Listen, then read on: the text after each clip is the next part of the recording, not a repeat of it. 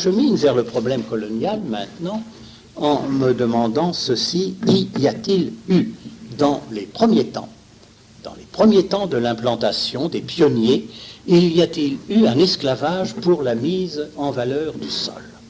Eh bien, ce n'est pas certain, c'est très difficile à définir. Colomb n'est pas un entrepreneur de colonisation, il a tout manqué, n'est-ce pas, la Saint-Domingue, sa première ville d'Isabella est un fiasco total, Saint-Domingue lui échappe, je ne crois pas qu'il était déjà bien content de pouvoir survivre. Le seul problème, c'est évidemment les mines d'or, et il a commencé, et nous verrons pourquoi, c'est évidemment la pression de la cour, il a commencé, bien sûr, à exiger une sorte de tribut de main-d'œuvre. Il ne les a pas employés sur place comme esclaves, n'est-ce pas? Ceci non. Il est prêt à expédier, je voudrais que vous saisissiez bien la différence, car au fond, c'est à peu près une des rares conclusions que je voudrais vous présenter, il est prêt à expédier des esclaves en Andalousie, enfin en Espagne, mais il n'emploie pas d'esclaves directement, lui, parce qu'il n'en a pas l'utilisation, n'est-ce pas? Il ne peut pas les encadrer, il n'y a pas de culture.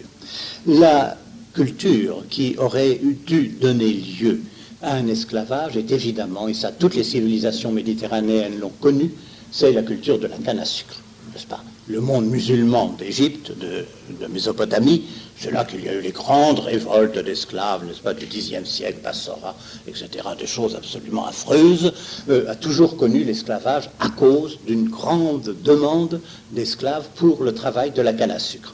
Or, je ne vois pas cela. Je ne le vois pas, et je suis très intéressé de remarquer une chose ou deux. Les îles du sucre, quelles sont-elles? Madère d'abord, ça n'a pas duré très longtemps, et je ne vois pas d'esclaves prises sur place à Madère pour la bonne raison qu'il n'y avait pas, ou pratiquement pas, de population sur place. Madère n'a pas été étudiée, n'est-ce pas, du point de vue de l'implantation. L'histoire de Madère s'est faite à un moment où je travaillais moi-même, c'est-à-dire un moment où l'économique l'emportait sur tout. On a étudié le trafic, la production, on a fait des courbes, on a eu les prix, on n'a pas vu qui travaillait. Mais pour les Canaries, oui. Et pour les Canaries, ce que nous voyons, et cela m'intéresse beaucoup, n'est-ce pas, de vous le présenter, nous voyons le roi exiger, mais alors, le roi ou la reine, n'est-ce pas, et le conseil, exiger d'une façon absolue et très dure qu'en aucun cas il y ait de latifundia et qu'il y ait de grandes propriétés. Il refuse les propriétés acceptées à ces marchands génois qui sont tout près, n'est-ce pas, les Ribeyrolles, que je connais, Francesco Ribeyrolles, que je connais très bien. Interdiction, on exproprie, on le reprend. Lorsque le commandant de l'Armada, Alonso de Lugo, n'est-ce pas, a fait des repartimientos de ce genre-là, on revient en arrière. Et il faut, dit-il, une petite propriété, il faut des vecinos, n'est-ce pas, qui soient espagnols, avec femmes et enfants le plus vite possible, et il faut que les champs soient de petite dimension. Et dès qu'ils essayent d'amener des gens de barbarie, pas des Noirs encore vraiment, n'est-ce pas, comme esclaves, on les renvoie. Ça, il est certain, et alors là, le domaine canarien est tout à fait significatif de cette politique, une politique d'implantation humaine extrêmement dense, ténue, n'est-ce pas, de façon à éviter la spéculation marchande et à éviter ces problèmes-là. C'était une des conditions sine qua non qui permettait, n'est-ce pas, d'éviter l'esclavage. Le seul exemple, je le dis sans malveillance, n'est-ce pas, où l'on voit un développement de l'esclavage et de l'esclavage noir, naturellement, c'est plus au sud, dans l'île de São Tomé. C'est un historien allemand qui a étudié cela. En 1496, le roi du Portugal, Jean II, expulse les Juifs. Il en envoie beaucoup, il se réfugie, n'est-ce pas, absolument déconcerté, désespéré, dans cette île de São Tomé, et qu'il aurait livrée. Il la colonise, et l'on dit qu'ils ont plusieurs milliers d'esclaves noirs pour le développement de la canne à sucre. Donc la conclusion serait celle-ci, n'est-ce pas, c'est que dans la mesure où il y aurait une exploitation coloniale de l'esclavage, elle n'est pas exclusivement chrétienne.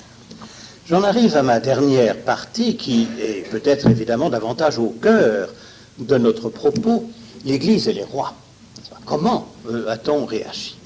Eh bien, ce qui est frappant, c'est qu'effectivement, il y a une réaction, il y a un refus contre cette mentalité générale, contre l'appétit du guerrier, n'est-ce pas, c'est certain, du conquérant, contre ce climat de violence, contre les profits que cela pouvait amener, il y a un certain refus. pas? Ce matin, le recteur Imbert nous a parlé naturellement de Las Casas. Il n'est pas le seul. Il n'est pas le seul du tout. Il a fait allusion aussi au frère Antonio Montesinos, qui l'a quand même précédé, 1511. Mais j'ai aussi le serment adressé au roi Manuel du Portugal, très peu de temps après la découverte de la terre de Santa Cruz, c'est-à-dire du Brésil, en 1500, par un frère, Pedro Bas de Caminha, qui dit « Sauvez ces gens, mais ne les laissez pas en servitude ». N'est-ce pas? Donc il y a eu dans l'Église. Mais je reviens un peu en arrière, vous m'excuserez, je trouve que c'était dans une certaine mesure dans l'air. Non pas, je le reprends, dans la psychologie ou dans le droit canon, on nous a dit que non, ni même à Rome, mais dans les gens sur place. Je le vois, prenons ce que je connais, c'est-à-dire cette ville de Gênes. Eh bien, Gênes voit arriver des esclaves plus ou moins chrétiens, même très chrétiens, bien qu'orthodoxes. Or, qui prend parti pour les tirer de l'esclavage, c'est l'évêque de Caffa. L'évêque de Caffa, en mer Noire, n'est-ce pas, qui de là-bas écrit, ou qui vient, lorsqu'il est enfin, si vous voulez, lorsqu'il a été remplacé, ou lorsqu'il fait le voyage, il est très sévère, là, et il demande la libération absolue. Donc nous avons, et je suis là en 1460, n'est-ce pas, ou même avant 53, bien avant Las Casas, n'est-ce pas, bien avant, nous avons déjà dans ce monde méditerranéen, pour certaines personnes qui sont confrontées à la réalité des choses, nous avons des réactions. Ces réactions, je dirais que quelquefois, elles sont tout à fait hypocrites, mais enfin quand même, elles apparaissent dans les actes d'affranchissement. Car cet esclavage de Venise, de Gênes, des villes italiennes, et dans une certaine mesure même de Catalogne, est un esclavage temporaire. À son testament, le maître affranchi. Toujours. Je ne vois pas d'esclavage héréditaire. N'est-ce pas? C'est déjà quelque chose de très différent. Et dans la formule d'affranchissement, alors ou bien on met n'importe quoi, pour faire comme tout le monde, service rendu, ou bien on parle de la dignité de l'homme, de l'égalité des hommes, de l'âme humaine, etc. Ça commence à nourrir. Il y a à Gênes un office clavorum pour régler les litiges, n'est-ce pas, de cela, et Venise a fait la même chose. Donc je dirais que, même si dans le fait médiéval, la mentalité est très solidement accrochée, elle peut, dans certains cas, évoluer, mais dans certains cas seulement, et pas forcément, dans les plus hautes sphères hiérarchiques. Voyons ce qui s'est produit. Alors, ce que je veux dire, et je voudrais vraiment insister un peu, là, de toute façon, à ne pas trop manquer la conclusion, c'est que très tôt, la politique de Ferdinand et d'Isabelle a été sans faille. Elle est claire, elle est nette. Il y a colonisation. Ce que je m'empresse de dire n'avait jamais existé auparavant. Des comptoirs en Orient, bien entendu, pas de colonisation, ou alors la mise sur des terres qui sont peuplées d'orthodoxes, ce qui est un peu particulier, ou des musulmans qu'on ne peut pas convertir. Tandis que là, les Canaries, les Antilles, ensuite, c'est une colonisation. C'est-à-dire qu'il n'y a aucun doute, vous serez, les indigènes, sont des sujets. En tant que sujets, ils ne peuvent pas être esclaves. Il n'y a pas que l'évangélisation, bien sûr, on la met en avant, mais le caractère de sujet du roi, des rois catholiques. Et là, dès que l'on peut déterminer qu'ils sont sujets et chrétiens, n'est-ce pas, ils ne peuvent pas être esclaves. Et l'on a à ce sujet de très gros recueils de documents, j'en évoque deux, aux deux extrémités, je dirais, ou presque de la chaîne de l'action. Il y a écrit il y a une trentaine d'années, une de mes collègues de Valence, le livre qui reproduit toutes les présentations d'esclaves dans la ville de Valence, en Espagne. Dès que l'on importe un esclave, on ne le possède pas tant qu'on ne l'a pas présenté à la justice royale ou à ses officiers. Il faut le présenter au bail, n'est-ce pas, indiquer la provenance, les circonstances, l'ethnie, la religion, l'âge, les maladies. L'esclave est interrogé. C'est comme ça que tout à l'heure j'avais quelques renseignements sur les avatars de sa capture, et c'est seulement lorsqu'il est harustar, l'on dit, lorsqu'on a bien réglé l'affaire, que la propriété est confirmée et que l'on peut le vendre, n'est-ce pas? Et si ça ne va pas, s'il n'est pas de buona guerra, il est renvoyé, n'est-ce pas? Et on rembourse l'acheteur. Et là, nous avons quantité d'actes à Valence où l'on voit l'obligation de rembourser. À l'autre extrémité, j'aurais pu continuer par cela, commencer par cela, l'on a l'affaire des Canaries. Alors là, ça a été très très bien publié par mon collègue espagnol qui tient là, depuis quelques années la chaire à la Laguna et qui n'en bougera pas car il est du pays, ce qui change avec les va-et-vient habituels de ces universités un peu lointaines pour l'Espagne, Eduardo Aznar, n'est-ce pas? Il a très bien publié cela et il montre l'action du Conseil royal du roi de la reine devant les Canariens que l'on amène comme cela, n'est-ce pas, à Séville, à Cadiz et ailleurs. Il y a des enquêtes royales extrêmement précises sur la qualité de servitude, sur les origines, sur les circonstances. Les esclaves peuvent venir protester et dire mais pas du tout, moi je suis chrétien, ça s'est passé comme ça, etc. N'est-ce pas? Et l'on a à ce moment-là non seulement des restitutions qui sont obligatoires, mais l'on a des enquêtes qui disent qu'il faut aller rechercher les esclaves à Palos, à Moderne, à Moguer, à Cadiz, ailleurs, voir d'où ils viennent, jusqu'aux Baléares, quelquefois, on va les rechercher et on les renvoie aux Canaries aux frais de celui qui les a amenés d'une façon illicite. N'est-ce pas? Il y a là, je recherche très vite, n'est-ce pas, le nombre, très exactement en 10 ans ou à peu près. Entre 1490 et 1500, Aznar a publié plus de 100 cas, comme ça, de restitution, n'est-ce pas, à la suite d'enquêtes du Conseil du Seio de Séville.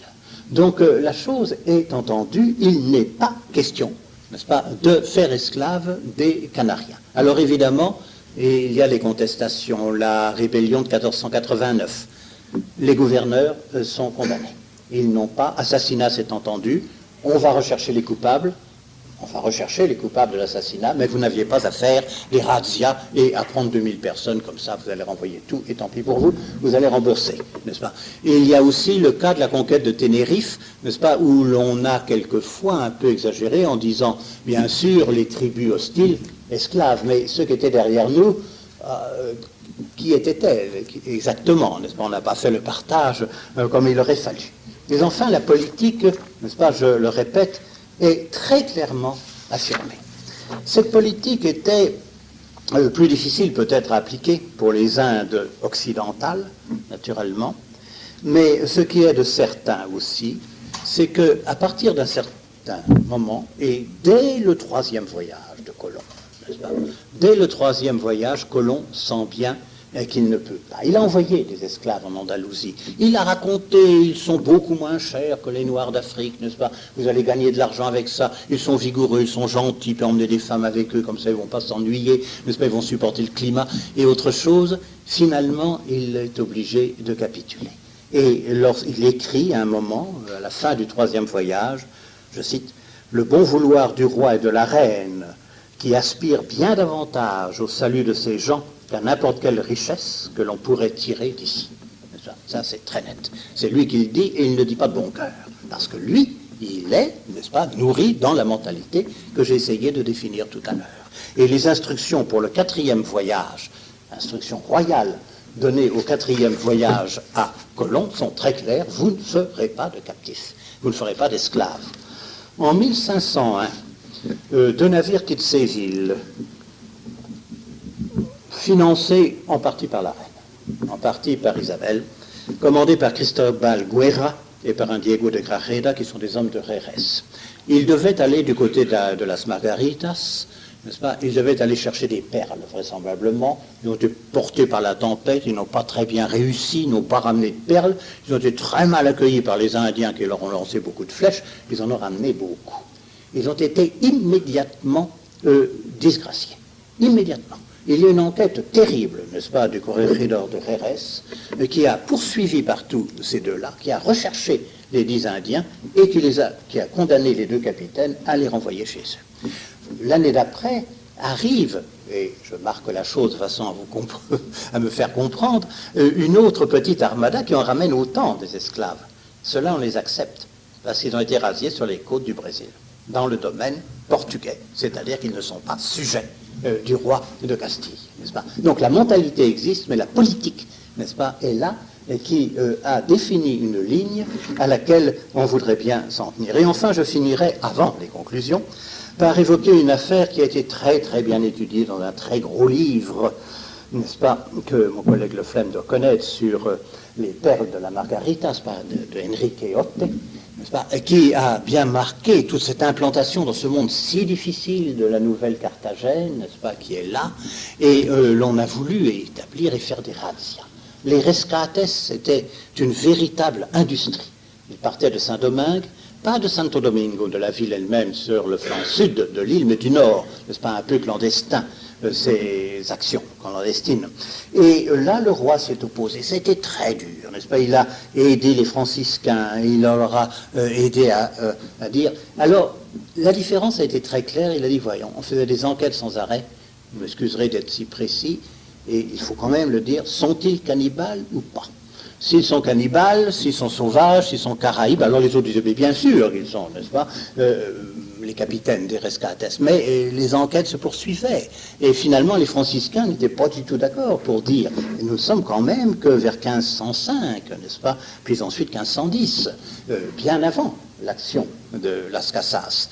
Et dans la mesure donc où l'on tolérait, j'en finis là, dans la mesure où l'on tolérait cet esclavage des Indiens, il fallait qu'ils soient donc rebelles, anthropophages, alors là, et ou alors il y avait quelque chose quand même, je ne veux rien sceller, il y a quelque chose de très curieux, les toutes premières îles découvertes par Colomb, les Lucay, n'est-ce pas, Salvador, etc., on les a appelées les Islas Inutilas, n'est-ce pas, les îles inutiles, pas de colonisation, pas d'implantation, pas de royaume, alors ils pouvaient, n'est-ce pas, ils les prenaient pour une main-d'œuvre des mines. Donc je lis très clairement le fait à un phénomène de caractère à la fois religieux et politique. Et alors, si vous voulez, ma conclusion va être double, pas davantage, et serait celle-ci. C'est que, effectivement, il n'y a pas, ou très peu, d'esclavage des Ganches et des Indiens. Très peu. Et les spéculateurs marchands, quelques-uns fort actifs, les entrepreneurs de colonisation, non pas outre-mer, mais en Andalousie ou dans la région de Valence, n'est-ce pas, qui voulaient développer la canne à sucre, qui voulaient développer un certain type de culture et qui fondaient leurs espoirs sur l'esclavage pour développer, n'ont pas réussi. Il n'y a pas d'évolution de l'économie de l'Andalousie et de l'économie des plaines du Levant en fonction de cela. Alors, ceci est très clair. Le seul recours, cela a été un peu abordé ce matin, n'est-ce pas, était naturellement les Noirs. Les Noirs, oui. Les Noirs l'ont accepté. Les rois ont largement, comme au Portugal, accepté l'esclavage des Noirs, qui n'étaient pas évangélisés, qui n'étaient pas colonisés. Alors ce serait une erreur de parler de colonisation. L'Afrique n'a jamais, à cette époque-là, été colonisée. On faisait des comptoirs et on achetait, n'est-ce pas, les Noirs aux gens qui venaient là. Et il y a effectivement un très très gros trafic, n'est-ce pas? Ce matin, j'essayais de donner des chiffres, je serai plus précis, c'est par milliers, que dès 1460, par centaines, puis par milliers, à partir de 1480, on connaît, n'est-ce pas, la Guinée, Saint-Georges de la Mina pour les Portugais, on sait aussi comment les Espagnols faisaient. Cet esclavage noir s'est très largement développé, très largement, n'est-ce pas? Il n'a pas été interdit, mais ma conclusion, ou mes nuances porteraient sur ce fait, n'est-ce pas, c'est qu'il n'est pas lié au phénomène de colonisation, à tel point que le plus gros, et de très loin, le plus gros de ces effectifs, de ces malheureux qui étaient emmenés en esclavage, ne vont pas en colonisation outre-Atlantique, ils vont dans la péninsule ibérique, n'est-ce pas? C'est Valence, c'est Séville, c'est le prolongement de l'esclavage médiéval méditerranéen de tout à l'heure. L'esclavage noir, le développement de cet esclavage noir n'a pas été développé, si vous voulez, suscité par la colonisation outre-Atlantique, il a seulement apporté un renfort et un développement à quelque chose qui était très ancien. 2000 Noirs au moins sont vendus par un seul Florentin en 9 ans, 8 ans, sur le marché de Valence, n'est-ce pas? Portugais, Florentin, Génois, Valence, naturellement. Alors Valence pour la canne à sucre, car c'est là que la grande maison allemande de Ravensburg, près du lac de Constance, n'est-ce pas, avait développé la culture de la canne à sucre là et utilisait des Noirs. Séville, bien entendu, pour la domesticité ou autre chose. Donc, voyez-vous, je crois que, dans une certaine mesure, le fait que l'on assiste à ce moment-là à un phénomène de colonisation très développé, pris en charge par une autorité qui tient compte, bien sûr, de la dignité humaine et de la dignité de sujet, n'est-ce pas, et de la valeur de son autorité politique, et puis aussi des impératifs chrétiens, a peu à peu amené à prendre conscience du fait qu'il fallait extirper, que l'on essayait d'extirper la notion d'esclavage des mentalités. Je vous remercie.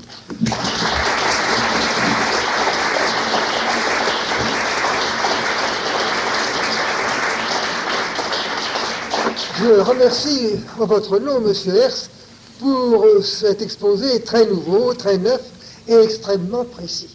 Il est certain que dans les habitudes, dans les manuels, dans les ouvrages, on a un tableau très résumé et fait en somme d'approximation, et dans lequel on cache une partie de la réalité. Quand on se penche sur les dépouillements qui ont été faits, sur les travaux, on arrive à cette étude très nuancée qu'a présentée M. Herz, et on voit qu'il y avait une survivance de l'esclavage et un maintien de l'esclavage aux bordures de la Méditerranée, et que cela entraînait une transformation des mentalités, et qu'une partie de la population, et même des gouvernements, n'étaient pas choqués par cet état. Et il est très intéressant de voir que progressivement, au niveau gouvernemental, des notions comme la notion de sujet, la notion de certaine cohérence des esprits, une notion de dignité humaine, etc., amènent le gouvernement à nuancer. Et sans abolir complètement l'esclavage, à le cantonner dans certains domaines, le limiter, et dès qu'on limite, il est certain que l'institution commence à avoir une autre histoire qui l'amènera vers sa fin. Par conséquent, on a une légende noire qui consiste à dire que ce sont les colonisateurs espagnols ou portugais qui ont développé un esclavage qui n'aurait plus existé, quand en réalité, il y avait l'esclavage survivant depuis l'Antiquité dans les bords de la Méditerranée, et que cet esclavage a plutôt été limité ensuite par l'action des rois catholiques, de Ferdinand et d'Isabelle, par exemple, n'est-ce pas ? Le tableau est beaucoup plus nuancé qu'on ne le croit quand on fait une synthèse générale, et le mérite de M. Herz, c'est de nous mettre au courant de ces travaux très nombreux, très importants, mais qu'on ne connaît pas assez en France, parce qu'ils sont faits en espagnol, et vraiment, ce qu'il nous apporte est tout à fait neuf, et nous permet d'avoir des perspectives qui permettent de nuancer la réalité. Et il ne s'agit pas de faire une légende dorée en face d'une légende noire, mais la réalité est beaucoup plus nuancée et beaucoup plus modulée que ne se laisse penser une synthèse trop rapide dans laquelle on aboutit à des conclusions catégoriques qui n'ont rien à voir avec la réalité humaine qui est variable et souvent très confuse parce qu'elle s'attache à des précédents lointains et elle ne se dirige vers l'avenir que par des touches progressives, successives. Si quelqu'un demande la parole pour demander quelques explications. Vous avez un micro, je crois. Excusez-moi. Merci beaucoup de cet exposé remarquable et très riche et très nuancé. Je voudrais simplement peut-être vous ajouter une nuance, si vous permettez. En langage actuel, vous avez essentiellement parlé des esclaves d'une façon générale. Vous avez bien fait remarquer que dans l'esclavage temporaire, souvent guerrier par la suite de Rabia, ou voire économique. Or, aujourd'hui, les marchands d'hommes, ça existe, et les prisonniers de guerre qui travaillaient après la guerre, on les appelait pas des esclaves. Donc peut-être que cette petite nuance, je l'ajoute, parce que ça va dans le sens de ce que vous avez dit, il serait peut-être bon de rappeler les mots de captifs que vous avez indiqués, parce que finalement, il y avait quand même toute une catégorie d'esclaves, et les vrais esclaves sont ceux qui n'étaient pas, comment dirais, affranchis, qui n'étaient pas domestiques, ou qui n'étaient pas rangés d'après rançon ou ceux qui n'étaient pas... Oui, je vois très bien ce que vous voulez dire. La différence peut-être avec une époque que vous êtes en train d'évoquer, qui est très proche de nous, ou actuelle, est que le statut juridique est défini, n'est-ce pas ? Il n'y a rien d'occulte, il n'y a rien de caché, ça c'est certain.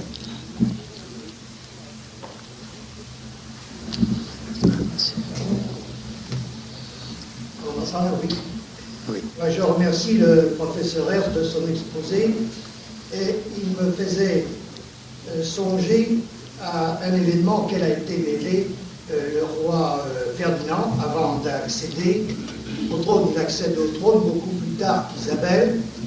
Or, il y a une guerre en Catalogne qui se déroule, une guerre civile, la guerre de Remença, de 1465 à 1472 en gros, et le roi Ferdinand a été mêlé à un compromis qui permettait à des gens qui n'étaient pas des esclaves, mais attachés à la terre durement, et qui devaient se racheter pour pouvoir s'en aller ailleurs. Il est arrivé à un compromis libérant pas mal de gens. Donc il y a tout, j'ai parlé d'idéal de croisade ce matin, mais il y a tout un idéal de liberté à travers les rois catholiques. Déjà. Ça choquerait certainement les gens si je disais ça, mais je remercie à chacun qui m'a d'avoir répondu. Pardon, excusez-moi, monsieur. Juste un mot. D'abord, j'ai été passionné par votre exposé, qui est infiniment original, et je dois dire que je trouve, ça va vous arracher des larmes de sang sûrement, c'est extrêmement fâcheux parce que votre analyse va tout à fait à l'encontre des élucubrations marxistes. Ça m'ennuie beaucoup, oui. Cela dit, sur le statut de l'esclave chrétien, alors quel est-il? L'esclave chrétien qui est vendu à Venise, est-ce qu'il peut constituer une famille malgré tout? Nous ne nous quitterons pas de bonne heure, vous savez, si je dois développer la chose. Bon, il est chrétien, sans aucun doute. D'ailleurs, la chose est claire, n'est-ce pas? Je vous ai dit que Venise, Gênes n'ont pas d'esclaves musulmans, très peu. Les esclaves de Catalogne et de Valence gardent les noms musulmans. À Venise et à Gênes, ils ont tous des noms chrétiens.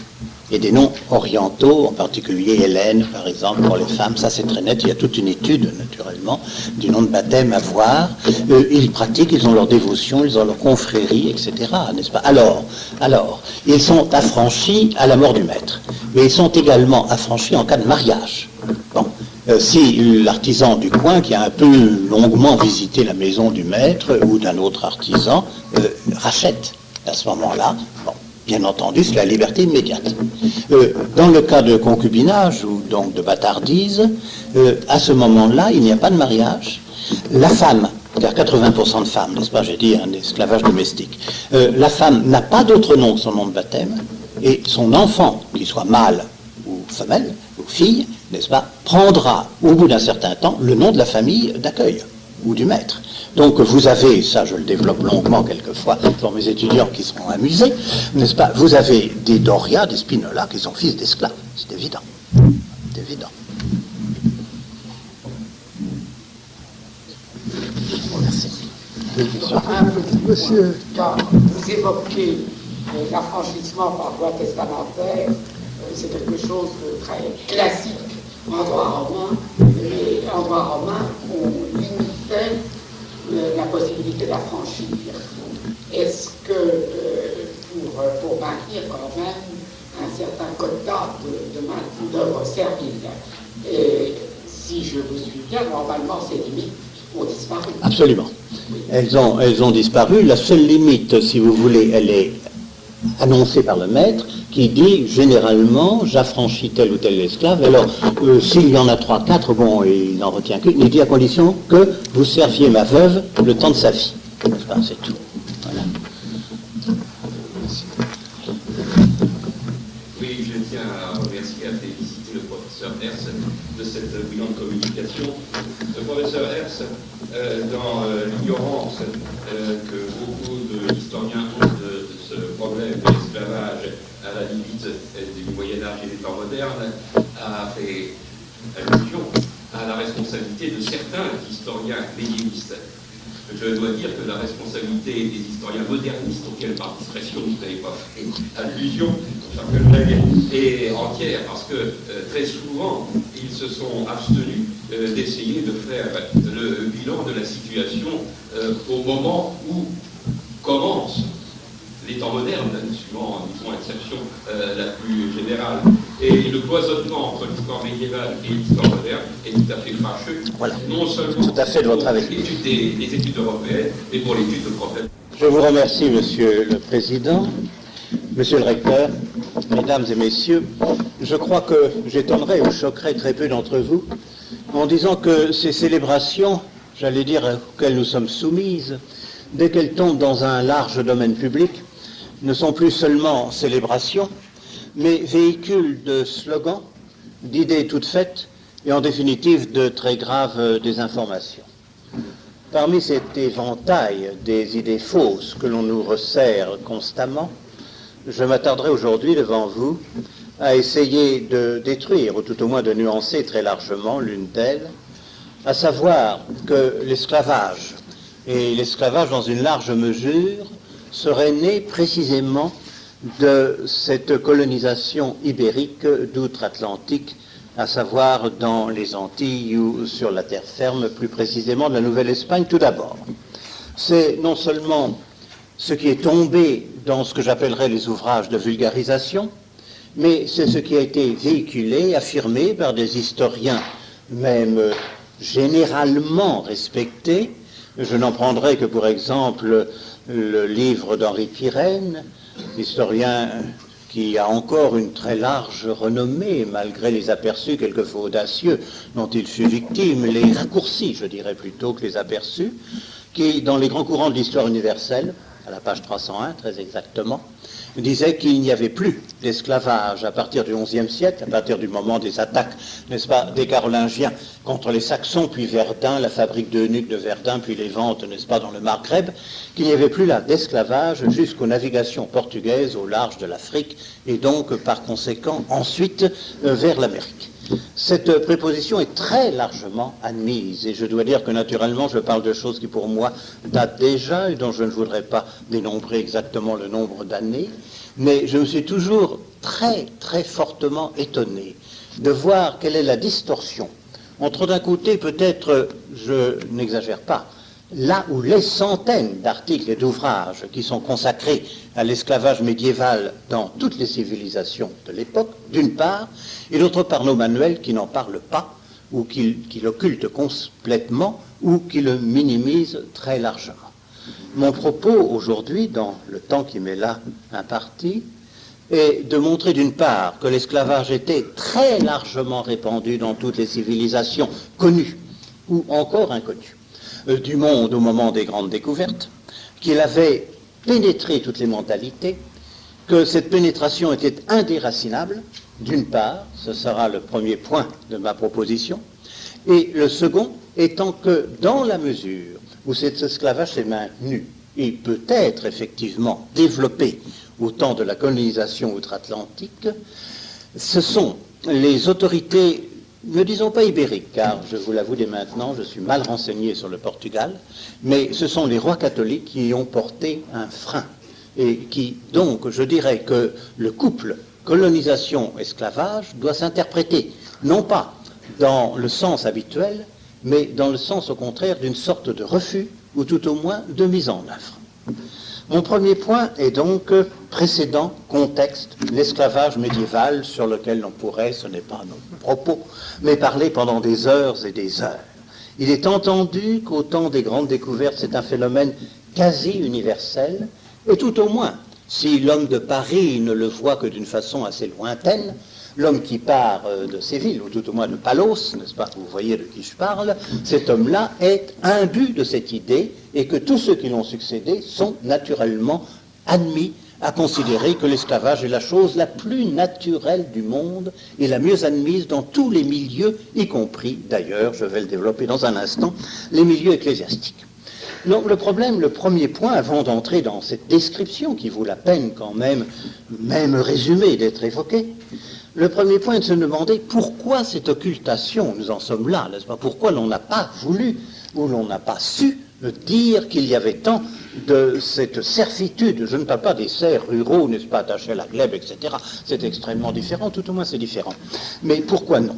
Je crois qu'il y a des idées simples, acceptables, et il y a aussi de mauvaises intentions. Et cela n'a pas cessé, finalement. Les idées simples et acceptables seraient d'abord une certaine méconnaissance du monde médiéval, qui n'a été approché que timidement sur le plan économique et social, surtout sur le plan social, et qui, dans la mesure où il était approché, a donné lieu, je sais dont je parle, car j'en ai été à la fois victime et complice, n'est-ce pas, à des études strictement économiques. On comptait les trafics, les ballots, les navires, on mesurait et on essayait de faire des courbes, la société restant inconnue. Cette appréhension de la société médiévale était mal connue.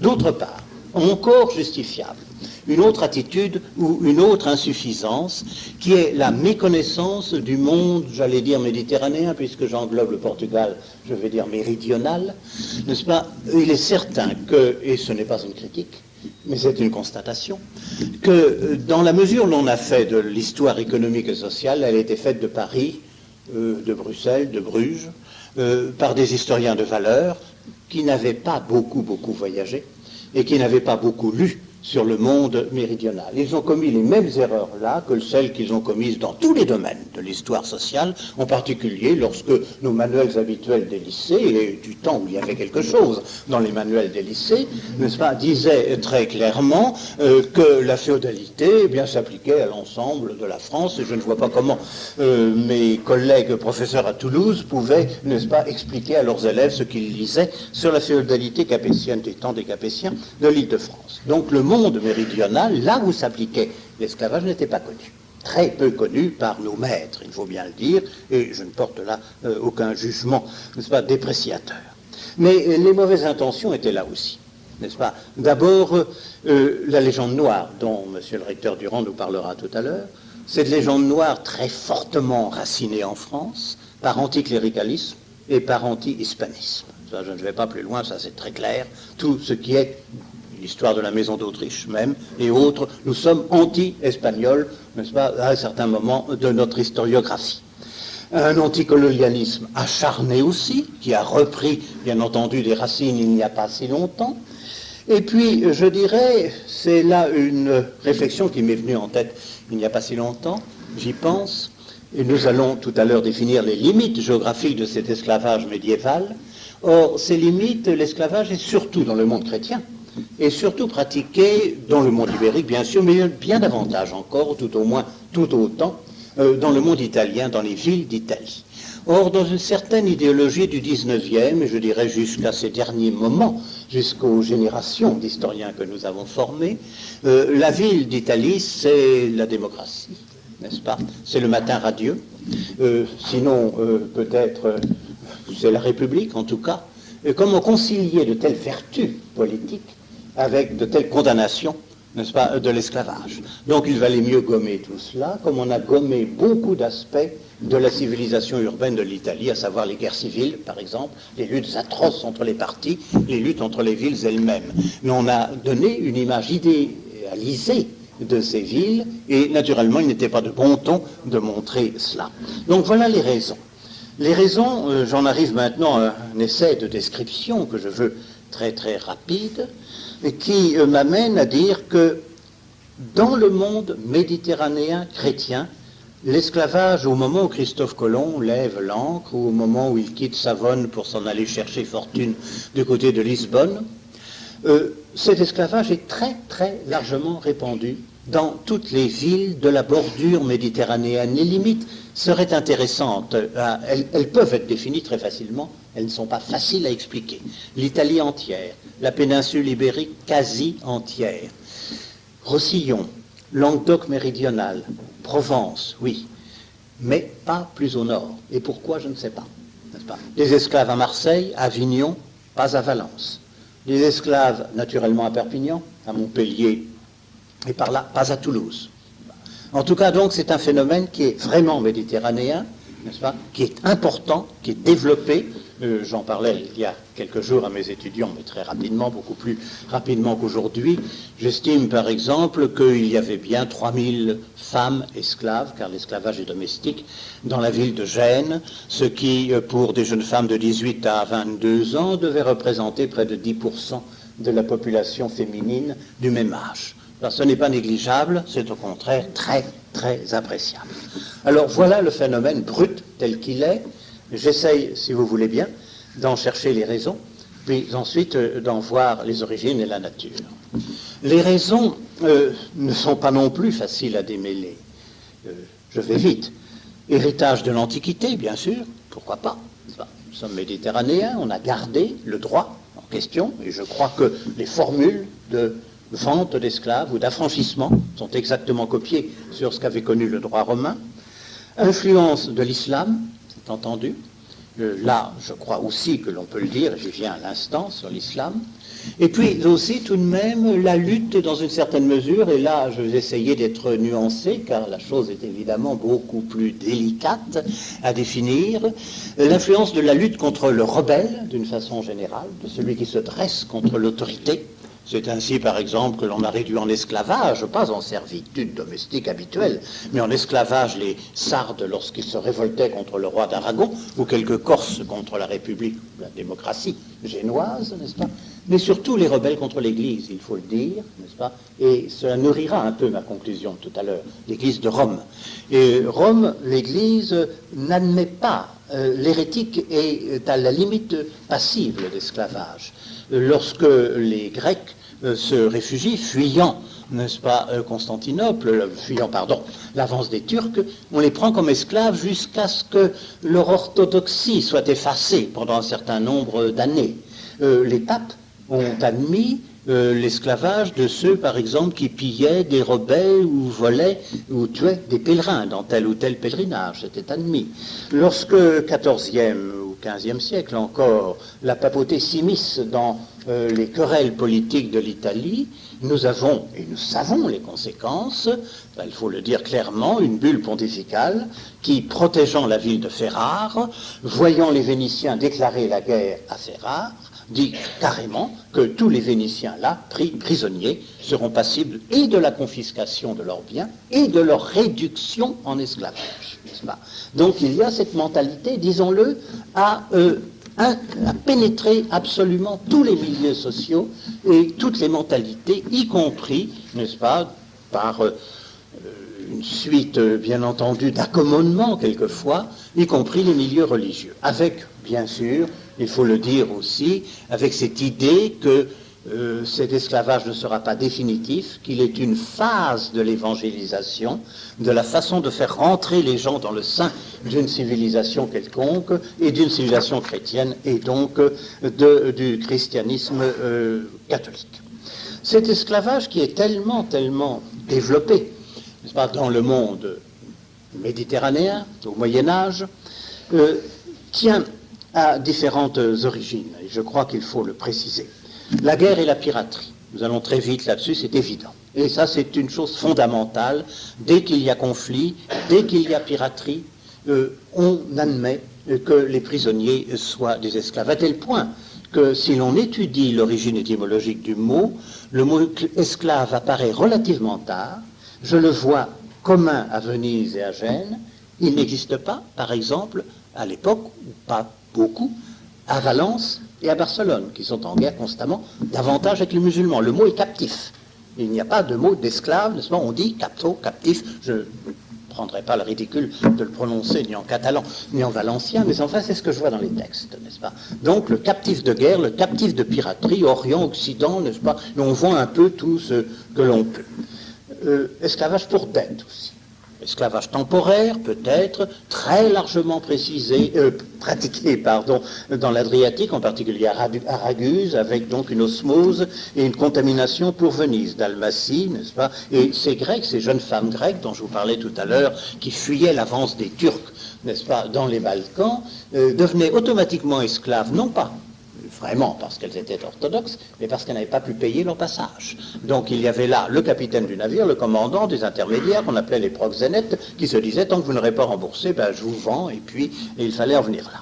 Puis alors, et dans une très très large mesure, et je crois que cela n'a pas été suffisamment souligné, car nous joignons toujours l'idée d'esclavage à l'idée de violence, de capture, n'est-ce pas, ce que je viens effectivement d'affirmer, mais la traite tout simplement, l'achat aux populations qui se débarrassent, dans des situations économiques ou par des traditions ancestrales très bien affirmées, qui se débarrassent de certains de leurs enfants.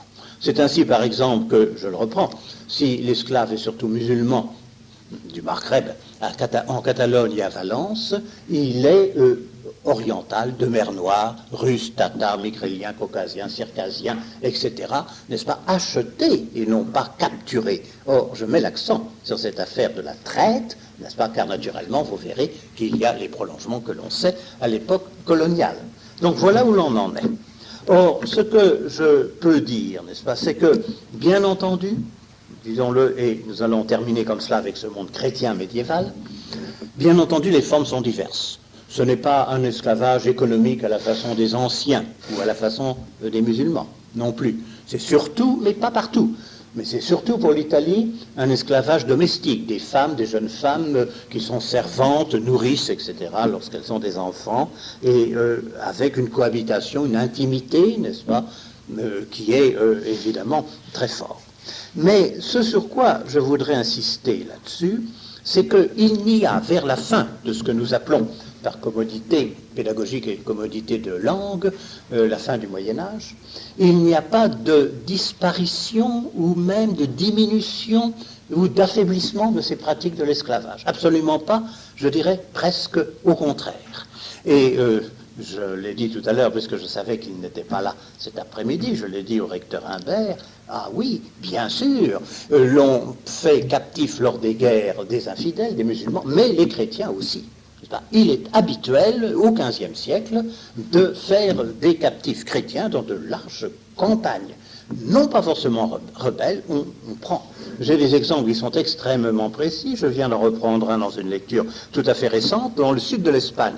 C'est intéressant, puisque c'est de là que tout partira, entre les terres du duc de Medina Sidonia, n'est-ce pas, et celles royales, entre ce qu'on appelle la Niebla, d'où partira Colombe, avec Palos et Moguer, et pas Moguer, avec Palos, et au contraire, le domaine royal, la frontière est encore incertaine, n'est-ce pas, il ne s'agit pas de frontière musulmane, et l'on fait des razzias, et l'on ramène des esclaves. Je dirais aussi que vers la fin de ce que nous appelons le Moyen-Âge, il y aurait même une aggravation de l'esclavage qui est due, et cela peut choquer l'idée que nous nous faisons de la libération merveilleuse de l'homme au temps de la Renaissance, par contamination des mœurs antiques. C'est le moment où l'on développe le triomphe, n'est-ce pas, très largement, avec les prisonniers enchaînés. J'ai deux exemples. Cola di Rienzo, le tribun populaire, 1340 et quelque chose, n'est-ce pas, lance une guerre contre les barons romains du côté du lac de Braccione, etc. Il revient avec des troupes d'esclaves. Naturellement, c'était des clients des barons, on peut y aller. Et il les vend sur le marché de Rome. En 1501, les armées françaises de Louis XII, le roi de France en tête, allié à César Borgia, ont bien du mal à mettre à raison la ville de Capoue, qui sur leur chemin leur résiste un peu trop longtemps. La ville tombe, on massacre tous les hommes, les enfants mâles aussi, n'est-ce pas, 1501. Les femmes, vous voyez leur destin, immédiatement, pour celles qui ne sont pas jetées dans les puits. Et après cela, on les emmène et on les vend sur le marché de Rome. Nous sommes en 1501, ce sont des chrétiennes de Capoue. Donc, nous voyons que dire que dans les mentalités, l'esclavage a pu se développer au temps de la colonisation ibérique est évidemment une construction de l'esprit absolument totale. Comme je ne veux pas dépasser le temps, j'irai beaucoup plus vite, et je suis toujours dans le Moyen-Âge, pour dire ce dont vous êtes persuadés, c'est-à-dire que, bien entendu, toujours au Moyen-Âge, les autres civilisations, connues ou inconnues, pratiquaient largement l'esclavage. Nous le savons pour le monde musulman, dont la dépopulation de l'Afrique par les caravanes du Sahara ou par les raids sur les côtes de l'Afrique orientale, Mogadiscio, Zanzibar, etc., n'est-ce pas, beaucoup plus pompé, si j'ose dire, de malheureuses populations qu'ensuite le trafic maritime des chrétiens, n'est-ce pas, cela depuis le IXe siècle, ou à peu près, 9-10e, ceci est important, mais même pour reprendre le contexte historico-social où nous nous trouvons, même à l'époque où nous sommes, n'est-ce pas, naturellement la frontera avant la conquête de Grenade ou avant la conquête de Malaga, surtout, n'est-ce pas, est aussi, des deux côtés, bien entendu, l'objet de prise d'hommes ou de femmes de cette façon-là. Et lorsque l'on voit arriver dans la ville de Valence, j'en parle beaucoup parce qu'il y a un excellent travail, n'est-ce pas, nous sommes toujours tributaires de nos aînés. Dans la ville de Valence, lorsque l'on voit arriver des esclaves musulmans, on leur demande d'où ils viennent, et une fois sur deux, eh bien, c'est ou le bédouin qui a été dans les villes et puis qui s'arrange pour rencontrer des Génois, Florentins ou autres, ou c'est au contraire les hommes des villes qui ont lancé des expéditions contre les bédouins et qui revendent des bédouins. Donc cet esclavage est largement pratiqué dans le monde musulman. Il l'est aussi, et il faut le dire quand même très clairement, n'est-ce pas, chez les Noirs, d'Afrique occidentale, et à Valence aussi, l'on a, et j'ai là des textes, mais comme nous publierons, monsieur le recteur, donc je pourrais les mettre in extenso, des interrogations de ce genre où l'on dit un tel, Pedro, il s'appelait Pedro de Capo Verde, il a 18 ans, il est en 1509 à Valence, et comme il y avait une guerre entre ceux de Guinée et ceux de ma tribu, j'ai été fait prisonnier, je me suis trouvé 4 ans au service d'une veuve qui m'a vendu à des chrétiens, n'est-ce pas? Donc ça, nous le savons, la traite en Afrique occidentale s'alimente de l'esclavage ancestral que pratiquaient les tribus ou les rois ou les petits royaumes les uns par rapport aux autres. Nous le savons également, et je crois que malheureusement c'est une chose que l'on n'a pas généralement l'honnêteté de souligner, et que bien entendu il se pratiquait dans le Nouveau Monde. Ne parlons pas seulement des Aztèques, de leurs sacrifices humains, n'est-ce pas, bien entendu, sur les pyramides, mais dans le monde des Caraïbes, si Christophe Colomb a été si généreusement accueilli, c'est parce que à un certain moment, et pas toujours bien sûr, il les a protégés il a protégé les îles qui sont Saint-Domingue et Cuba actuellement contre les attaques des Caraïbes qui sont considérés comme anthropophages, qui sont anthropophages à l'époque, qui font des razzias d'hommes, n'est-ce pas, sur les autres îles et qui les amènent en esclavage, n'est-ce pas, les hommes disparaissant, les femmes étant tenues en servitude. Donc ma conclusion de cette première partie, qui est peut-être un peu longue, mais que j'ai voulu important pour montrer à quel point, n'est-ce pas, l'affaire, le phénomène est terriblement implanté, et qu'il y a, pour tous ceux qui vont se lancer dans une expédition quelconque, il n'y a aucune hésitation, ou sauf dans certains cas particuliers, bien entendu, à pratiquer cela. Voyons maintenant, dans les 2 parties qu'il me reste à vous proposer, ce qu'il en est de cette colonisation ibérique. J'insisterai beaucoup, je veux prendre les tout débuts de la colonisation. Le XVIIe, je n'ai aucune documentation, je n'irai jamais plus loin, je crois, que 1510 ou 1520, et j'estime que les temps des pionniers, n'est-ce pas, sont beaucoup plus riches d'enseignements sur la gestation, la germination des pratiques et des mentalités. Je m'appesantirai davantage, car n'étant pas moi-même chercheur, là pas du tout, je suis tributaire des travaux, et je m'appesantirai bien davantage sur la Castille que sur le Portugal, pratiquement pas du tout, et dans le domaine castillan sur les Canaries, qui ont pour moi le double avantage d'être prémonitoires, en quelque sorte, n'est-ce pas, tout à fait au début de l'affaire, de définir les règles, et puis surtout, par opposition aux Antilles, d'avoir fait l'objet d'un travail considérable. Nous n'avons pas idée, généralement, en France, de ce qu'a été l'école de la Laguna de Tenerife et autres, n'est-ce pas, et j'ai là des publications de textes qui sont extrêmement nombreuses.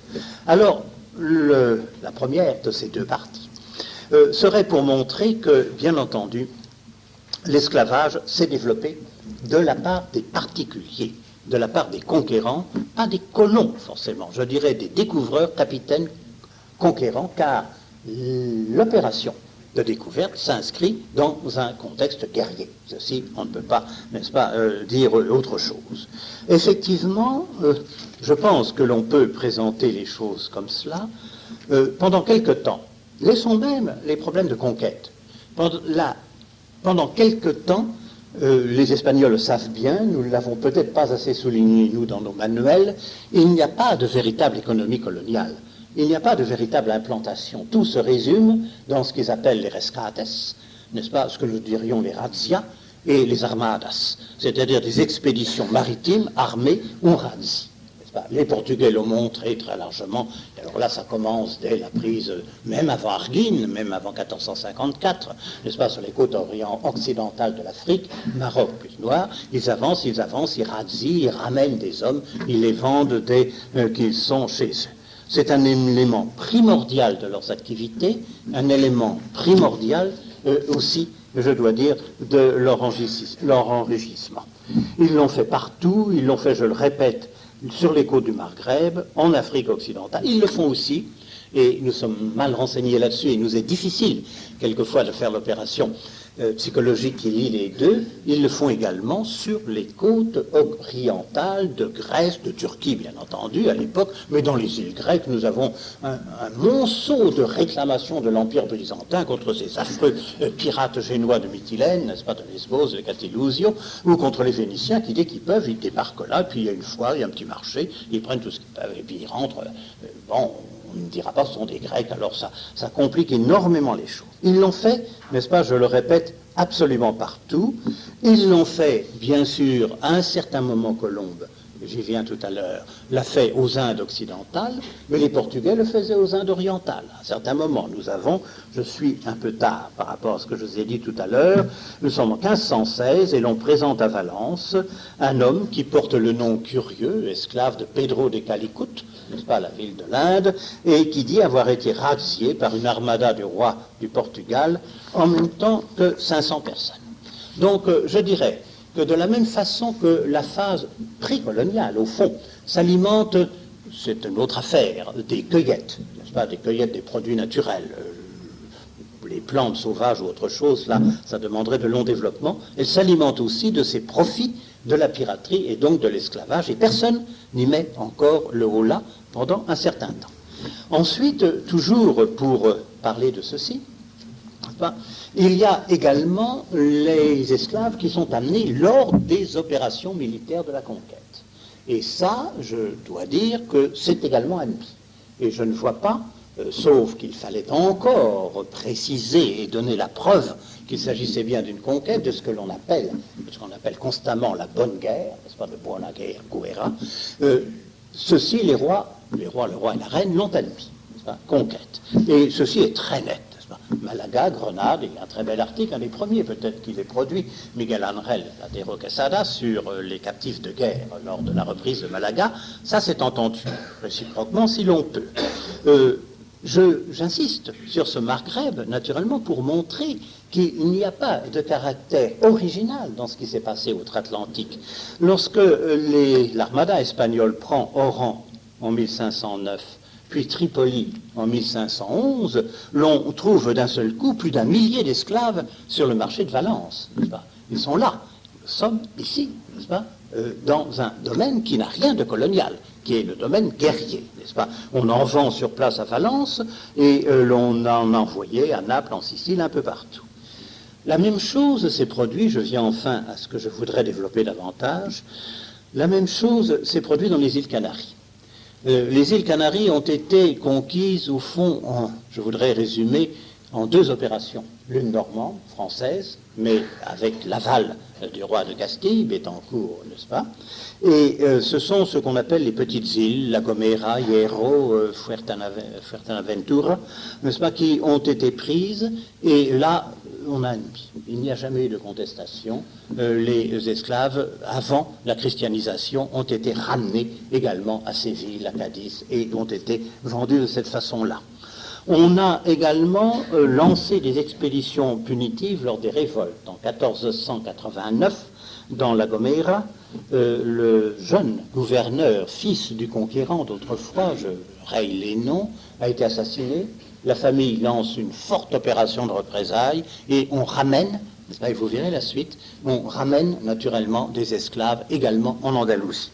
Ensuite se passe la conquête très difficile de La Palma et de Tenerife, des grandes îles, qui ne sont pas conquises lorsque Christophe Colomb prend le départ. N'est-ce pas? Il jette l'ancre à La Gomera, il voit la Tenerife, il voit la Palma, n'est-ce pas? Et la Grande Canarie est à peine pacifiée. Et c'est 93, c'est 94, là aussi pour une conquête très dure, conquête à laquelle ont participé dans les rangs espagnols des Canches, population indigène de La Gomera, soumise et complaisante, n'est-ce pas, et alliée. Ça a été très dur, là aussi. Donc,